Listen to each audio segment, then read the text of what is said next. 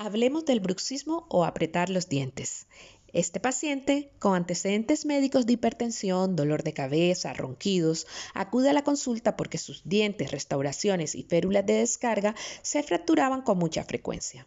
Se recomendó hacer una poligrafía respiratoria que detectó que padecía apnea del sueño. Por supuesto, el neumólogo nos confirmó el diagnóstico. El estrés puede hacer que apretemos más los dientes, pero no es la causa del bruxismo. Por eso, consulta siempre con un equipo de profesionales de la salud que incluya un odontólogo experto en medicina dental del sueño.